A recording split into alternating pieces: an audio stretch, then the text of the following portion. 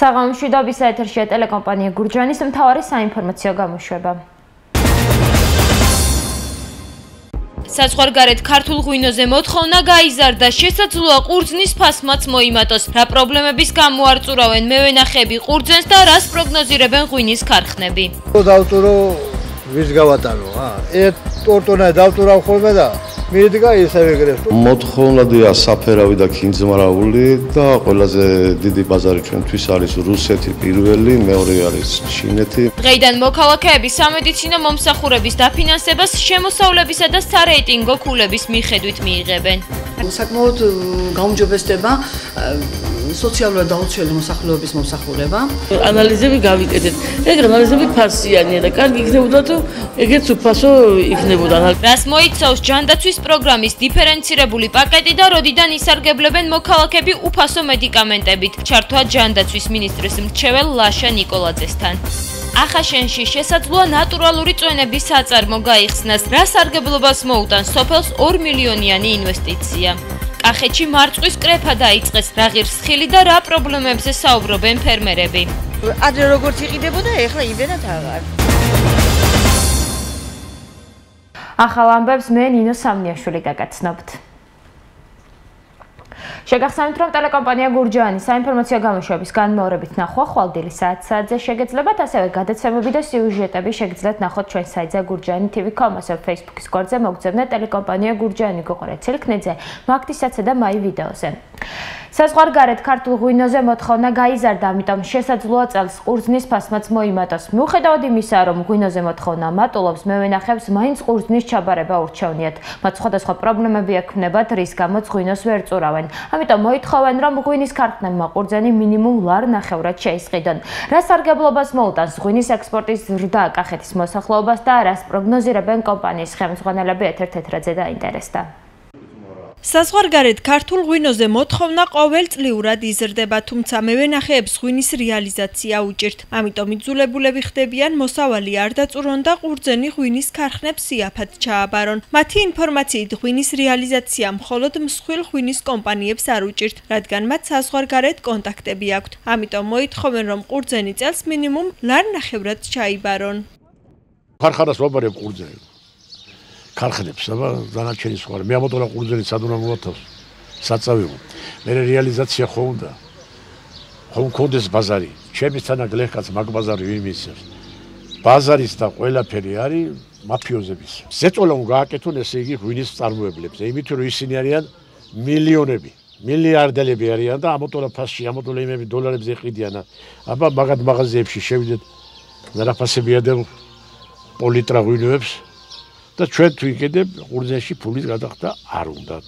იძახიან რომ აკრძალესო ექსპორტი, ჩამოსასხმელი ღვინის ექსპორტი და იძულებულები არიან ჩააბარონ ქარხნებს. ღვინო რად გვინდა? როცა არ იყიდება, დგაირე, ხან დაცხარდება, ხან ვიღაცას აჩუქებს და გამოვდივართ ეგეთ ცარიელები მოსავლიდან. მოთხოვნაა რომ ყურძენით ჩაიბარონ წესიერ ფასში, წესიერი ფასი მოგცენ ყურძენს, ამოდელა შხამქიმიკატებს რო ვყიდოთ, ისევ ჩვეულებრივ სიგნებივით ხელგაშორილები ვართ. ყურძენი აიღონ კარგ ფასში და მოგცენ ფასი. ეს არის გლეხის მოთხოვნილება. ასე პლანი ვერ ახებაკ. ის რო დავტურო ვის გავატანო, ტორტონა დავტურავ ხოლმე და მიდგა ისევე ეგრეს. თუ მალე მოდის ვალეინებ, მეც ეთორჭიქასავ შავ ხოლმე მათ ხალისით. სახში რო დავწუროთ გენებს, სახლიდან ვერ გავყიდეთ, არ იყიდება. ეგ ქარხნები აღებული აქვთ. გააქვთ საზღვარგარეთ იყიდება. ჩვენ ვერ გავყიდეთ. იძულებული ვართ და ეგრე მუქთად ჩავაბაროთ, რომ ფასი არ აქვს, ის ფასი არ აქვს. ურდანს რაც უნდა კონდეს. ღვინოს ვერ ვყიდით სახლებში და მაგიტომ აღარ არის რეალიზაცია სახლებიდან. და ამიტომ ვაბარებთ ქარხნებს. არავინ არ მომდის, არავის. ბოთლებში უნდა ჩამოასხა, ჩვენ კიდე მაგის საშუალება არ აქვს გლეხას რომ ჩამოასხას, ეტიკეტი უნდა 1000 რამე უნდა. და ვერ ახერხებს გლეხი რა.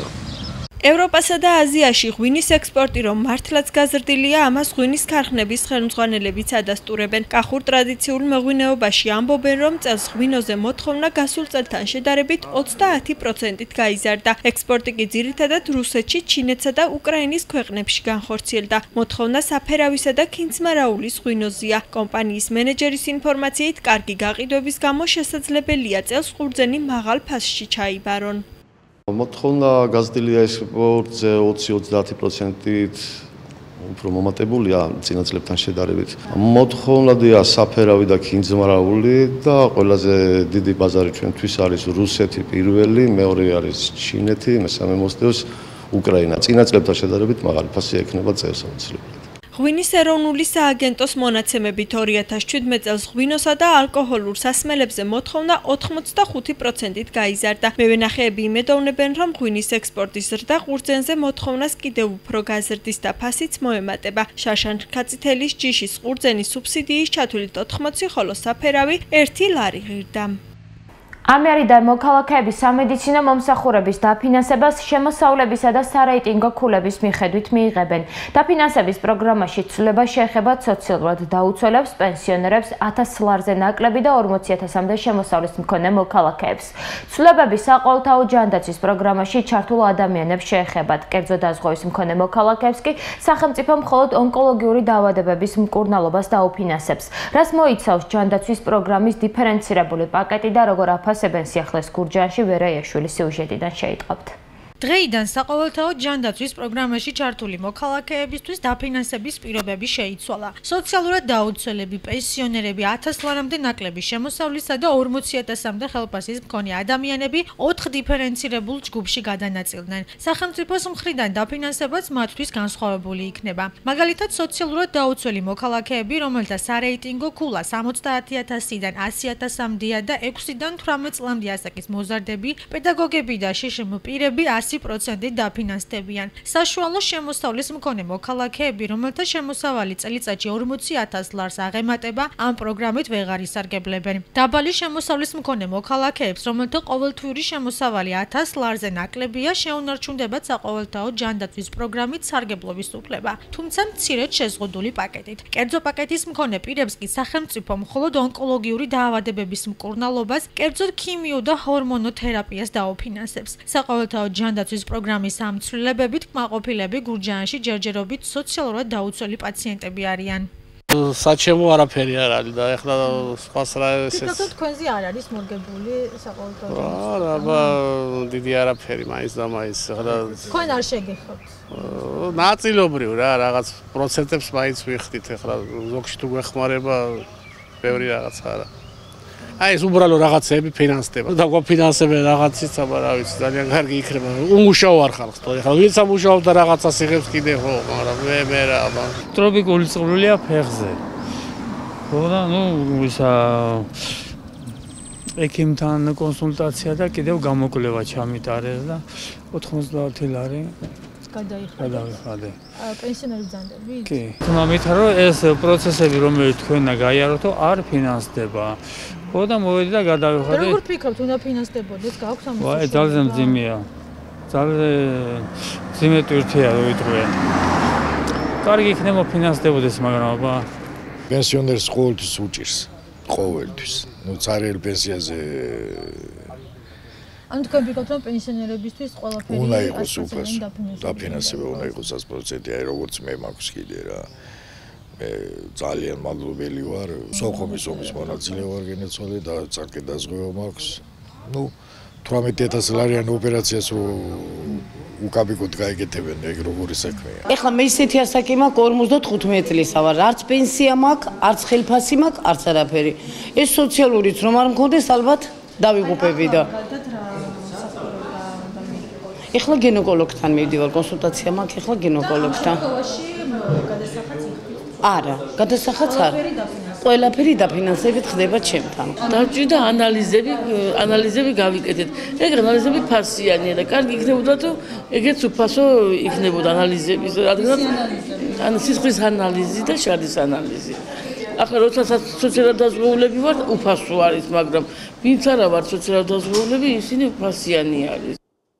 ჯანდაცვის პროგრამაში დიფერენცირებული პაკეტების ამოქმედება დროულ და მოსახლეობისთვის საჭირო ცვლილებად მიაჩნია კახეთი იონის კლინიკურ მენეჯერს ანი ხომასურიძეს. ხალხი იმ საგებას ნახავს, რომ საკმაოდ გაუმჯობესდება სოციალურად დაუცველი მოსახლეობის მომსახურება.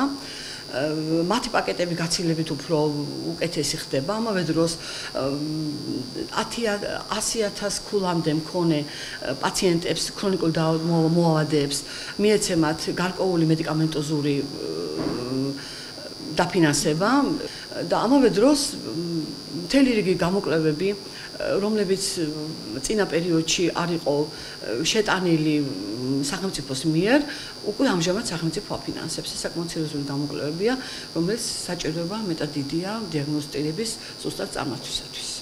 საყოველთაო ჯანდაცვის პროგრამის ფარგლებში მშობიარობა ყველა ჯგუფს დაუფინანსდება, ასევე სახელმწიფოსგან სრულად დაფინანსდებიან C ჰეპატიტის, ტუბერკულოზის, დიაბეტის მართვის პროგრამაში მონაწილე პაციენტები.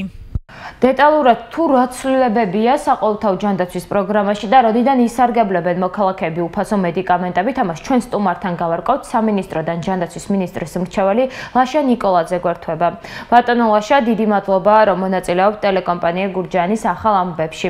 დღეიდან უკვე საყოველთაო ჯანდაცვის პროგრამაში დიფერენცირებული პაკეტი ამოქმედდა და მაყურებელს რომ განუმარტოთ, რა ითვალისწინებს ეს პაკეტი და რა სიახლეები დაემატა. 2016 წლის ბოლოდან მიმდინარეობდა აქტიური დისკუსიები და საჯარო გამოსვლებშიც არაერთხელ იყო გაჟღერებული, რომ გარკვეულ მნიშვნელოვან სისტემურ ცვლილებებზე იქნებოდა საუბარი საყოველთაო ჯანდაცვაში და აი 1 მაისიდან, ანუ დღეიდან ძალაში შევიდა ასეთი სისტემური ტიპის ცვლილებების პირველი ეტაპი, რომელიც გულისხმობს ბენეფიციართა კატეგორიებად დაყოფას.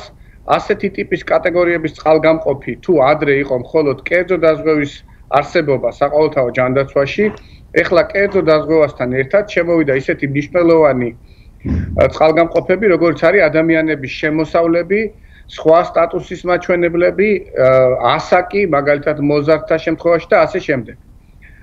ძალიან მარტივად რომ ვისაუბროთ, მაღალი შემოსავლის ადამიანებისთვის მნიშვნელოვნად შეიზღუდა საყოველთაო ჯანდაცვის დაფინანსება,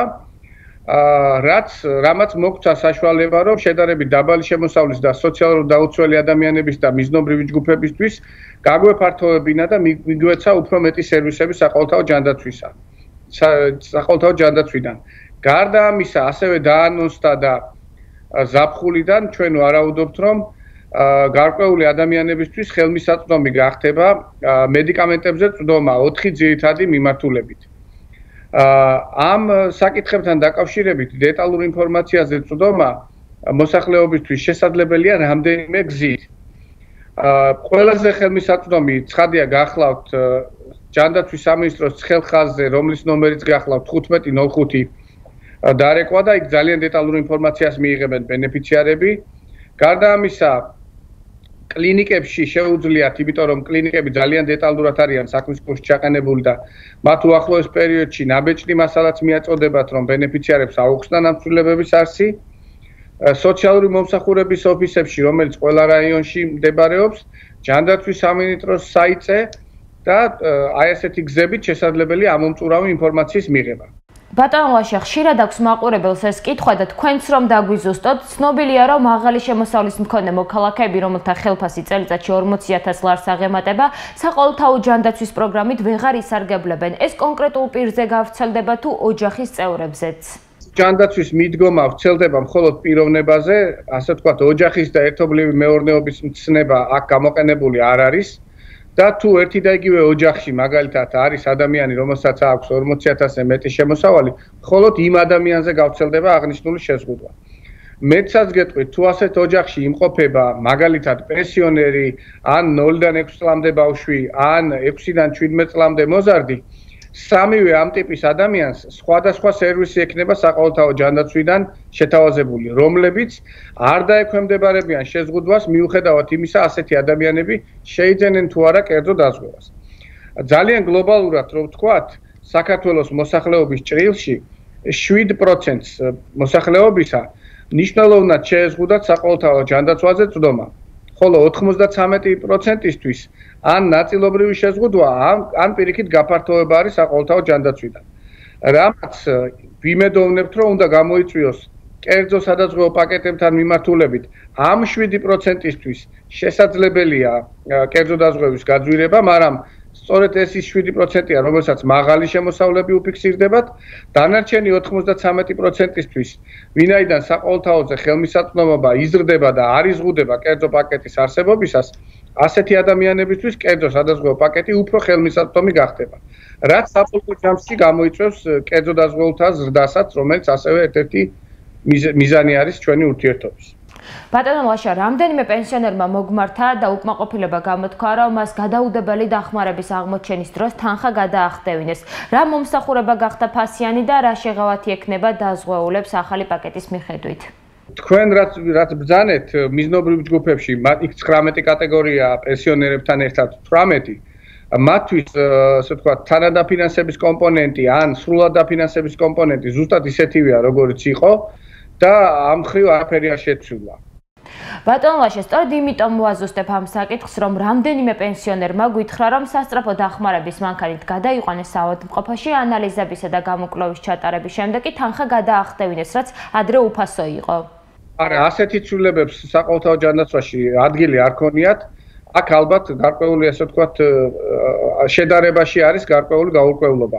ასეთი შემთხვევაშიც მათ შეუძლიათ დაუყოვნებლივ დარეკონ 15.05-ზე და მათ გაარკვევენ აბსოლუტურად სწორად. 15.05 შეუძლია რომ გარკვეული შემთხვევები გადასცეს საყოველთაო ჯანდაცვის მონიტორინგის სამსახურს, რომელიც თუ ასეთი შეცდომა არსებობს ან რაღაცა გაუგებრობა არსებობს, დაუყოვნებლივ ადგილზე სწავლობს ასეთ შემთხვევებს და გამოაქვს შესაბამისი პასუხი და ადეკვატური რეაქცია. საყოველთაო ჯანდაცვის პროგრამაში ცვლილებების შემდეგ რა მომსახურებებია, რაც ფასიანი გახდა ან გაძვირდა? საყოველთაო ჯანდაცვაში მიუხედავად ამ სისტემური ცვლილებებისა, სერვისების ატვირთვის წესი არ შეცვლილა, ეს 2013 წლიდან დადგენილი არის. თქვენ თუ გახსოვთ, მაშინ იყო დადგენილი წესი, რომ ყველაზე იაფი ფასი, რომელიც კონკრეტულ კლინიკას, კონკრეტულ სერვისზე ვინმესთვის, კერძოდ სადაზღვევო კომპანიისთვის ან სხვა დამფინანსებლისთვის მიუწოდებია, იმ ფასებით ფუნქციონირებს დღესაც კლინიკები. თუ ასეთ კლინიკას აქვს აუცილებლობა იმისი, რომ ფასი შეცვალოს, კერძოდ გააძვიროს, 6 თვეში ერთხელ დადგენილი წესითა და რეჟიმით, აქვს საშუალება მიმართოს სოციალური მომსახურების სააგენტოს დაადასტუროს ასეთი გაძვირების ობიექტურობა, რაც შეიძლება შეჭიდული იყოს ინვესტიციების მოზიდვასთან, ახალი სერვისების დამატებასთან ან ასე შემდეგ და მხოლოდ იმის შემდეგ, თუ ასეთ კვლევას დაეთანხმება სოციალური მომსახურების სააგენტო, გააძვიროს კონკრეტულ სერვისზე ფასი. და ბოლოს კითხავთ, როგორც ვიცით, საყოველთაო ჯანდაცვის ფარგლებში უფასო მედიკამენტებით 150,000-დან 200,000 ადამიანამდე ისარგებლებს, როდიდან შესძლებენ ამ პროგრამაში ჩართვას მოქალაქეები და რა ფორმით გადაიხდიან სიმბოლურ ერთლარს? დიახ, ჩვენ ვარაუდობთ, რომ მაისის ბოლოს უფრო ზუსტი ორიენტირები იქნება ცნობილი, ანუ მომწოდებლებთან გვექნება კონკრეტული საუბარი, როდის შეიძლება დეტალურად იქნეს მოწოდებული აღნიშნული მედიკამენტები. დადგენილი იქნება ზუსტი რეჟიმი, ანუ პირველადი დიაგნოსტირებისა და შემდგომ ასეთი წამლების, ასე ვთქვათ, რეცეპტული გამოწერისა და მიღებისა, დადგენილი იქნება ის ლოკაციები, რომელ აფთიაქებში მიიღებენ ასეთი ბენეფიციარები სიმბოლურ ფასად. მოგეხსენებათ, რომ განსაზღვრული არის 10%-იანი თანაგადახდა ბენეფიციარის მხრიდან, მაგრამ არა უმეტეს 1 ლარისა.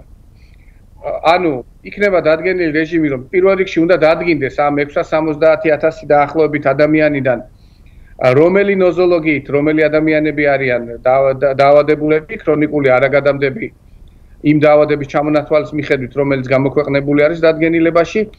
ამის შემდეგ აღნიშნული დაექვემდებარება ჩვეულებრივ სარეცეპტო სისტემას, რომელიც იქნება ნავარაუდები, რომ მაქსიმუმ 3 თვის რეცეპტი შეიძლება ასეთ ადამიანს გამოეწეროს და მან ერთდროულად იყიდოს 3 თვის მედიკამენტი და მითითებული იქნება ის ადგილები, რომელ ადგილებშიც შეუზღუდავად ექნებათ ასეთ ადამიანებს ამ მედიკამენტების შეძენის უფლება.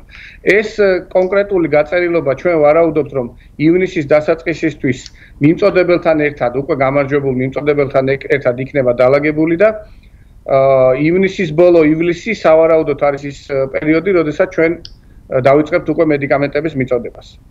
დიდი მადლობა, რომ ჩვენს გადაცემაში მონაწილეობდით და მოგაწოდეთ დეტალური ინფორმაცია. თბილისიდან გვერდებოდა ჯანდაცვის მინისტრის მრჩეველი ლაშა ნიკოლაძე. ახაშენში ნატურალური წვენების საწარმოს გახსნა იგეგმება. შპს როშეს საწარმო შესაძლოა ყოფილი ბიოლაბორატორიის შენობაში განთავსდეს. ძველი ნაგებობისა და მასზე მიმაგრებული მიწის შესყიდვის თხოვნით როშეს ხელმძღვანელობამ გურჯაანის მუნიციპალიტეტის საკრებულოს მიმართა. დეპუტატების გადაწყვეტილებით ქონების პრივატიზება პირობიან ელექტრონულ აუქციონზე მოხდება. გამარჯვებულმა ინფრასტრუქტურის მოსაწყობა და საწარმოს ფუნქციონირებისთვის საჭირო დანადგარების შეძენა მონტაჟისთვის 2 წლის განმავლობაში 2 მილიონი ლარის ინვესტიცია უნდა განახორციელოს და მინიმუმ 15 ადამიანი დაასაქმოს. სურთ ხილის ქარხნის აშენება და ამასთან დაკავშირებით ჩვენ შევიმუშავეთ შესაბამისი პირობები. ამ პირობებში არის გათვალისწინებული, რომ მათ ეტაპობრივად დაახლოებით 2 წლის ვადაში, რომელიც დაყოფილია 4 ეტაპად, უნდა განახორციელონ 2 მილიონი ლარის ინვესტიცია, უნდა დაასაქმონ მინიმუმ 15 ადამიანი. როდესაც საკრებულოსგან მიიღებს თანხმობა, შემდეგ პროექტი უკვე გადაეგზავნება გამგეობას, გამგეობა გამოაცხადებს ელექტრონულ აუქციონს და ელექტრონულ აუქციონში უკვე გამარჯვებული არ არის გამორიცხული ანალოგიური ან უკეთესი პირობები სხვა კომპანიად შემოვიდეს და სხვა კომპანია მას გაიმარჯვოს, გამარჯვებული უკვე შემდეგ დაიწყებს აქშენებას. რამდენიმე დღეა ფერმერებმა კახეთში მარწყვის კრეფა დაიწყეს. წელს მოსავლით უკმაყოფილოები არიან, რადგან გვალვის გამო ხილი უფუჭდებათ. მათივე ინფორმაციით, შარშანდელთან შედარებით რეალიზაცია უჭერთ. დღეის მონაცემებით ჩუმლახში 1 კილოგრამი მარწყვი 5 ლარი ღირს. 1 კილოგრამს უწევს 5 ლარი, მაგრამ უჭირს მაინც გაყიდვა. ძვირობენ, ხალხში ფული არ არის და ძვირობენ. დღე გამოსული ვარ, ჯერ ერთი ვედროც არ გამიყიდია. 2 ადგილზე მაქვს მარწყვი და გერა დაიკრიფა. გვალვაა და სუზედა ჭკნება, გაფუჭდა ძალიან. ვედროს აყიდიან, ეგე რა ვიცი, 5 ლარად, 6 ლარად იაფად. ადრე როგორც იყიდებოდა, ეხლა იმდენად აღარ. ცხოლები, რომლებიც საგზაო მოძრაობის წესებს არ დაარღვევენ და მთელი წლის განმავლობაში 100 ქულას შეინარჩუნებენ, სახელმწიფოსგან წახალისდებიან. საპარლამენტო უმრავლესობის ლიდერის არჩილ თალაკვაძის განმარტებით, კანონმორჩილი მძღოლების წახალისების ერთ-ერთი ფორმა შესაძლოა ავტომანქანის და სიცოცხლის შეღავათიანი პირობები დაზღვევა იყოს. საკითხზე სახელმწიფო კერძო სადაზღვევო კომპანიებთან მუშაობას უახლოეს მომავალში დაიწყებს. ასევე იგეგმება სხვადასხვა პრიზებისა და გათამაშების დაწესებაც. საგზაო უსაფრთხოების შესახებ კანონში ცვლილებები პარლამენტ რამდენიმე კვირის წინ დაამტკიცა მართვის მოწმობის 100-ქულიანი სისტემა კი 1 ივლისიდან ამოქმედდება. 30 მარტს სოფელ გურჯაანში მომხდარი ავტოსაგზაო შემთხვევის დროს დაშავებული 4 წლის ბავშვი გარდაიცვალა. ექიმები მცირეწლოვნის გადარჩენას ერთი თვის განმავლობაში თბილისის საავადმყოფოში ცდილობდნენ, თუმცა უშედეგოდ. შეგახსენებთ, რომ თბილისი-თელავის გზატკეცილზე სოფელ გურჯაანში 4 წლის ბავშვს სატვირთო ავტომობილი დაეჯახა. საგარეჯოს რაიონის სოფელ წყაროს თავიდან 5 დღის წინ გაუჩინარებული 15 წლის ბიჭი 2 დღიანი ძებნის შემდეგ დედოფლის წყაროს მუნიციპალიტეტში მამის საცხოვრებელ სახლში იპოვეს. მშობლების ინფორმაციით მათი შვილი იმ ფერმაში სცემე, სადაც მუშაობდა. გავრცელებული ცნობით ფერმის მეპატრონემ ახალგაზრდა ცხენების მოპარვაში დაადანაშაულა.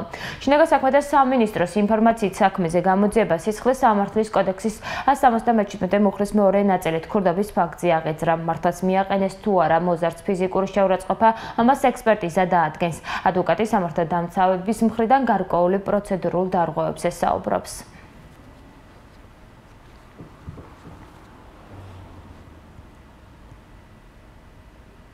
დაიკითხა როგორც მოწმე, მას არ აქვს შერ ბრალი წარდგენილი. ჩვენ მიგვაჩნია, რომ გარკვეული პროცედურული დარღვევები იყო აღნიშნულ საქმეში. განემარტა თუ არა არასრულწლოვანს, რომ ადვოკატის ყოლის უფლება ჰქონდა და თუ ეს განემარტა მოითხოვა თუ არა, ამ შემთხვევაში მოწმე ადვოკატი. ჩვენთვის ცოტა გაუგებარია ასევე სოციალური მუშაკი რა სტატუსით დაესწრო. განემარტა თუ არა, როდესაც ჩვენებას აძლევდა, ანუ იკითხებოდა პიროვნება, რომ მას ჰქონდა უფლება არ ეთქვა არაფერი, ეს იყო ნებაყოფლობითი და რაც თავარია მის წინააღმდეგ არ მიეცა ჩვენება. გამოშვებას რეგიონის გარეთ განვითარებული მოვლენებით განვაგრძობთ. საქართველოს პარლამენტის თავმჯდომარის თქმით, კონსტიტუციის ახალი რედაქცია მიმდინარე წლის ოქტომბერში ან ნოემბერში იქნება მიღებული. როგორც კობახიძემ დღეს გამართულ პრესკონფერენციაზე განაცხადა, მოხდება საქართველოს პარლამენტში როგორც ძირითადი კანონის, ისე აჭარის კონსტიტუციის პროექტის ინიცირება და დაიწყება საერთო სახალხო განხილვა. პარლამენტის თავმჯდომარემ კიდევ ერთხელ დაადასტურა, რომ საქართველოს პარლამენტი არ მიიღებს არც ერთ ისეთ ნორმას, რომელიც სამართლებრივი კუთხით ნეგატიურად შეფასდება ვენეციის კომისიის მიერ. მისი განცხადება გაგრძელებითვე მომავალ წელს საპრეზიდენტო არჩევნები პირდაპირ წესით ჩატარდება, საპარლამენტო არჩევნები პროპორციული წესით კი უკვე 2020 წელს შედგება. საზოგადოებას ცოტა ზედაპირულად მიეწოდებოდა ინფორმაცია ამ ორ ფორმატთან დაკავშირებით, მარტივი შედარება გექნებოდა, რაჯობდა ერთი თავმჯდომარე ყოლოდა კომისიას თუ სამი თანათავმჯდომარე. რეალურად ორ ფორმატს შორის იყო კონცეპტუალური განსხვავება, ერთი ითვალისწინებდა საპრეზიდენტო ფორმატს, მეორე საპარლამენტო ფორმატს. რაც შეეხება მოქმედ კონსტიტუციას და კანონმდებლობას, კონსტიტუციის და კანონმდებლობის თანახმად ყველაზე სწორი, უпростоრად ერთადერთი სწორი ფორმატი იყო საპარლამენტო ფორმატი, გამომდინარე იქიდან, რომ ერთადერთი ორგანო, რომლის წიაღიდანაც შეიძლება მოხდეს კონსტიტუციური კანონპროექტის ინიციირება, არის სწორედ საქართველოს პარლამენტი. აქედან გამომდინარე, საპარლამენტო ფორმატს არ ჰქონდა ალტერნატივა და ჩვენ ორი ფორმატით შევქმნით სახელმწიფო საკონსტიტუციო კომისია და სწორედ ამ ფორმატმა მოგცა ჩვენ შესაბამის შედეგზე გასვლის საშუალება. ამერიკის ჯანდაცვის ინსტიტუტების მხარდაჭერით საქართველოში ბიოსამედიცინო მკვლევარებისთვის გრანტის მოპოვებისა და სამეცნიერო წერილების შედგენაზე პირველი რეგიონული კონფერენცია გაიმართა. ამერიკიდან ჩამოსული 13 წამყვანი სპეციალისტი საგრანტო აპლიკაციის შედგენისა და სამეცნიერო პუბლიკაციების მომზადების შესახებ პრაქტიკულ სემინარებს ჩაატარებს. პირველი რეგიონული კონფერენცია საქართველოში დღეს გაიხსნა და 5 მაისამდე გაგრძელდება. ვორქშოპი ამერიკას საქართველოს შორის სტრატეგიული პარტნიორობის ფარგლებში ჩატარდა და ქვეყანაში ბიოსამედიცინო პოტენციალის ზრდას ისახავს მიზნად. ეს არის უნიკალური შესაძლებლობა ჩვენი ქართველი ბიოსამედიცინო დარგში მკვლევარებისთვის და მეცნიერებისთვის მიიღონ უფრო მეტი ინფორმაცია იმის შესახებ თუ რა შესაძლებლობები არსებობს ამერიკის შეერთებულ შტატებში იმისათვის რომ მათ საგრანტო დაფინანსება მიიღონ გარკვეული სხვადასხვა ტიპის ბიოსამედიცინო დარგში კვლევების. ორგანიზატორი ამ სიმპოზიუმის არის ამერიკის ჯანდაცვის ნაციონალური ინსტიტუტები, რომელიც არის მსოფლიოში ყველაზე ავტორიტეტული და ყველაზე ძლიერი სამეცნიერო დაწესებულება. ჩვენ ამ დაწესებულებასთან თანამშრომლობთ უკვე 20 წელია და ძალიან ბევრი რამე გაკეთდა მერთობლივი თანამშრომლობით საქართველოსთვის. რაც შეეხება უშუალოდ ამ ვორქშოპს, ძალიან მნიშვნელოვანია, იმიტომ რომ პირველად ტარდება რეგიონში ასეთი ვორქშოპი, სადაც ამერიკიდან ჩამოსული 13 წამყვანი პროფესორი, სპეციალისტი წაიკითხავს ლექციებს და ჩაატარებს პრაქტიკულ სემინარებს. ორ ძალიან მნიშვნელოვან საკითხზე, ეს არის გრანტების შედგენა და სამეცნიერო პუბლიკაციების წერა. EUTHUS წარმომადგენლები საქართველოში არსებულ მედიაგარემოს გაეცნენ. საიას თავმჯდომარის თქმით, EUTHUS წარმომადგენლებს მიაწოდეს ინფორმაცია ქართულ მედიაში არსებული გამოწვევების შესახებ, მათ შორის საუბარი შეეხო მაუწყებლების მიერ თემების უფრო ეთიკურ გაშუქებასა და პროფესიონალი კადრების ნაკლებობას. რაც შეეხება საქართველოში მედია ომბუდსმენის ინსტიტუტის შექმნას, ლიბერალური აკადემიის ხელმძღვანელი მსგავსი უწყების აუცილებლობას ვერ ხედავს. მედია ომბუდსმენის ინსტიტუტის შექმნა საჭიროდ არ მიაჩნია საქართველოს ჟურნალისტური ეთიკის ქარტიის აღმასრულებელი. ჩვენ ვისაუბრებთ იმ გამოწვევებზე, რომელიც მედიის დამოუკიდებლობის თვალსაზრისით საქართველოში არსებობს. ვახსენეთ, რა თქმა უნდა, ის პრობლემატური საქმეები, რომლებიც მიმდინარეობს სასამართლოში თუ სასამართლოს ფარგლებს გარეთ და აჩენს სერიოზულ ეჭვს იმასთან დაკავშირებით, რომ მედიის დამოუკიდებლობა რიგ შემთხვევებში დგას რისკის ქვეშ. ასევე იყო საუბარი იმაზე, რომ მნიშვნელოვანია გაკეთდეს აქცენტი თვითრეგულირებაზე და გაიზარდოს მედიის პროფესიონალიზმის ხარისხი და ეთიკური გაშუქება. კეთესი იქნება თუ საშუალო ვადიანი მისიით მრჩევლის ინსტიტუტი ჩამოყალიბდება მედიის საკითხებში, რომელიც საკმაოდ ფართო და საჭიროა დღეს ქვეყანაში ვხედავთ, როგორი პრობლემური ვითარება იქნება დღეს. რუსთავი ორი შესახებაც ვისაუბრეთ და ჩვენ ვთქვით, რომ ეს ინიციატივა პრემიერ-მინისტრისა უსწრებდა სტრასბურგის გადაწყვეტილებას უზენაესი სასამართლოს გადაწყვეტილების შეჩერებასთან დაკავშირებით და ჩვენ გამოვთქვით ეჭვი, რომ სწორედ ამას უკავშირდებოდა ინიციატივა. სიმართლე გითხრათ, მე მეგონა, რომ ეს ინიციატივა მაშინ დასრულდებოდა და გაგრძელება აღარ მოყვებოდა. ამიტომ ცოტათი მოულოდნელი იყო ექსპერტების ჩამოყვანა ამ თემაზე სამუშაოდ. გამოშვებას საერთაშორისო ახალი ამბებით განვაგრძობთ. დონალდ ტრამპმა პრეზიდენტობის მიასე დღეს ამერიკის შეერთებული შტატების 100 წლიანი ტრადიცია დაარღვია. ამერიკის შეერთებული შტატების პირველი პირი თეთრი სახლის კორესპონდენტების ასოციაციის ყოველწლიურ ვახშამზე არ მივიდა. ამის ნაცვლად ის პენსილვანიის შტატის ქალაქ ჰარისბერგში მომხრეებს შეხვდა და ჟურნალისტები მცდარი ამბების გავრცელებაში დაადანაშაულა.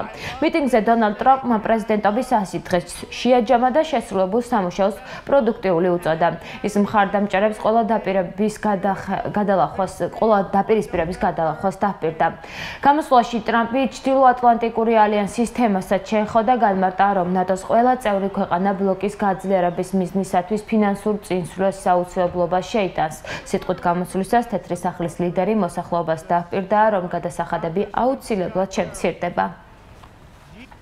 სტამბოლში ტაქსიმის მოედანზე პოლიციამ საპროტესტო აქციის მონაწილეების წინააღმდეგ ცრომსადენი გაზი გამოიყენა. აქციამ შრომელთა საერთაშორისო დღის ფარგლებში ტარდებოდა მიუხედავად იმისა, რომ ხელისუფლების მიერ აკრძალული იყო აქციის ჩატარებას დაახლოებით 300 დემონსტრანტი შეეცადა.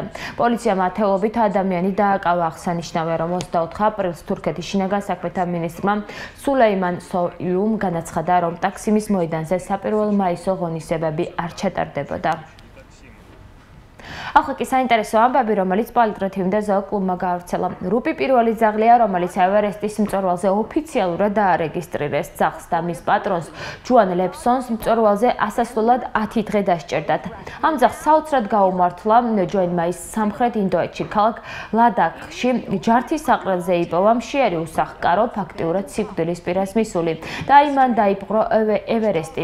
ჯუანის პირველი ძაღლი ოსკარი სენსაციად იქცა ინტერნეტში მსოფლიოს გარშემო თავისი მოგზაურობის გამო. ფოტოებზე იგი აღბეჭდილია სხვადასხვა ღირსშესანიშნავი ადგილიდან ეიფელის კოშკისა და დიდი ჩინური კედლის ჩათვლით. ჯუანი და ოსკარი იღწოდნენ იმაზე, რომ ეპოვათ ახალი სახლები უპატრონო ძაღლებისთვის. ლუდის მოყვარულების გუნდმა გამოიგონა გასაოცარი ტექნოლოგია, რომელიც ფოთლებში ჩამოსხმულ ლუდს აახლებს და მას გაცილებით ქორფადას და სასიამოვნო გემოს ანიჭებს, როგორც ახლა ჩამოსხმულ ლუდს აქვს. როგორც პროექტის შემქმნელები ამბობენ, აპარატი არ იყენებს არანაირ ქიმიურ საშუალებებს, დანამატებს ან თუნდაც გაზს. მისი საიდუმლო ბგერით ტალღებშია, რომელიც ცვლის ლუდის სტრუქტურას და გემოს. როგორც ამბობენ, ის მუშაობს ნებისმიერი ტიპის ლუდთან, იქნება ის ქილაში თუ ბოთლში. ის პორტატულია და ელემენტზე მუშაობს. შესაბამისად, მისი გამოყენება შეიძლება ისევე როგორც სახლში, ასევე ბუნებაში. გამოშვების დასასრულს დღის სხვა ამბები. ევგენი მიქელაძის სახელობის საქართველოს ეროვნული მუსიკალური ცენტრი და ნიკოლოზ რაჭვერის მხრიდან 15 მაისის ჩათვლით ორი ავტორის ფესტივალს გამართავს, რომელიც დიმიტრი შოსტაკოვიჩისა და გია ყანჩელის შემოქმედებას მიეძღვნება. ფესტივალი 9 მაისს თბილისის ოპერისა და ბალეტის თეატრში გაიხსნება. ორგანიზატორების ინფორმაციით საღამოს კომპოზიტორის მეუღლე ირინა ანტონოვნა შოსტაკოვიჩი დაესწრება.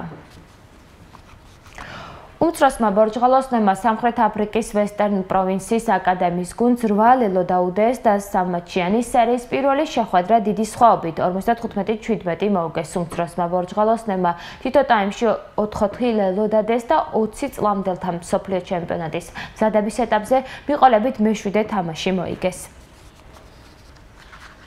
ახლა ამინდი ტელეკომპანია გურჯაანის ეთერში.